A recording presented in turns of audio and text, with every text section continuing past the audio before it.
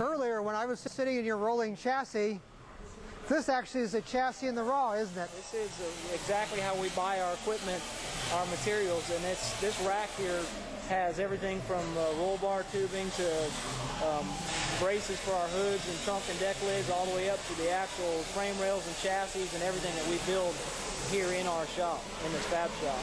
And everybody takes a piece of this, measures it out, starts welding it together, and yeah, it's kind of an interesting process to watch this go from the raw material rack to over here to the chassis jig where these cars are built at. But the exact measurements to make these things fit to the NASCAR template and the NASCAR rule book is a very exact science, and these guys are just skilled craftsmen. Can we follow through and go see that? Absolutely. Good. Okay.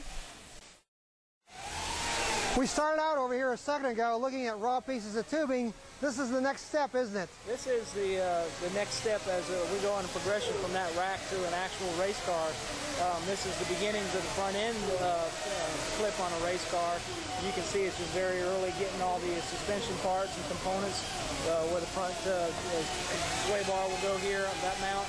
And you'll go from this part to the, we'll actually build an entire race car in here, but next to us you'll see when we move over that this entire car is just about ready to be a rolling chassis next to us. And that's what the beginning is, and we'll kind of see that as we move along the next stage.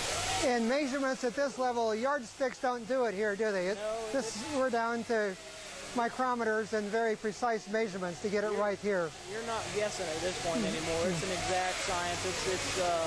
It's mathematics with the different pieces of equipment that you have and so forth, and levels, and making sure everything's perfectly zero. It's the difference between tenths of a second, and tenths of a second are yards on a racetrack. Yeah, or pole position and going home. Yeah. Going home on the wrecker or checkers. And all of this is built out on these solid plates so that everything is flat and level and square, so we have a frame of reference to start from. So when we start a car, we're starting at a surface that's level. It's not starting with guesswork. It's starting on a surface that we know it's zeroed in. Now, we see this piece over here put into the front end of the chassis, as you said, the front clip where the front wheels will be assembled onto the chassis. You can see more of that frame rail, that front clip that you're pointing to starting now. That was literally what we're looking at over here was that piece. Exactly, that part. That's the tube for the sway bar. This is the front suspension, that block tube. It's got holes in it now, more pieces welded onto it. You start getting the front end of the roll cage added to it there, and then of course the halo area of the roll cage, and then the floor pan and everything else along with the frame rails down here to your right. And all of that starts metamorphosizing into an actual rolling chassis here, getting ready to become a race car before we hang bodies on it. And each of these welds, this tubing is specified by NASCAR, is it not? Correct. As to how thick it has to be, what the diameter is, as well as what the metallurgy has to be. Correct. And that is all specified through the NASCAR rule book. When we buy those materials, we buy it obviously as that. And then these cars are built, pretty much everyone's just the same as far as from our three teams. So you'll have that across the board. And then it doesn't vary a whole lot from team to team, but our cars are basically the exact same thing that any other car in the next Cell Cup Series is fielding. And you have your own little special tricks of the trade that you get yours to be a little bit stiffer than someone else's. We don't share that. Well, Yeah, I didn't think you would. But when I said stiff, this whole thing acts as a big torsional spring, and the stiffer it is, the easier it is to set the car up and make it behave the way the engineer and the driver want it to behave.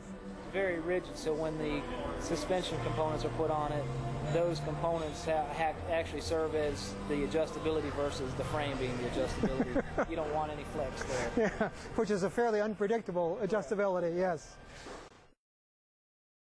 Here they're starting now actually put the body on it, so to most of us this starts to actually look like a car now instead of all these pieces of tubing put together. But this isn't just make it up and do what you want, is it? No, it's It starts to make sense almost when we see it like this. It starts looking like a race car versus the chassis points that we're just at.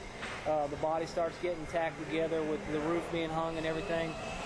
But no, it's not just thrown together. And above our head here, you see a template, and that's a template that's mandated by NASCAR that our cars have to fit so they're actually able to go out and compete.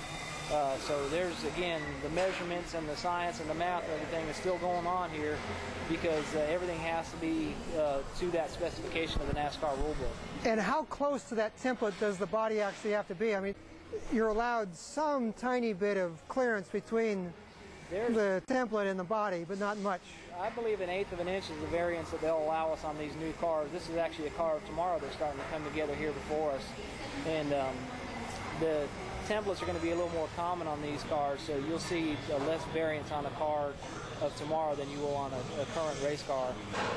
The NASCAR, again, they check us quite on the scrutiny of the eye at the racetrack, and they come into the shop to mandate and see where we're going. If we have questions, it's an open exchange, so they help us along, and then we also try to play by their rules too. So. And there's still some margin for your own ingenuity here, as we saw the guys out profiling the car to try and improve the aerodynamics. And of course, that information you'll keep to yourselves. Right.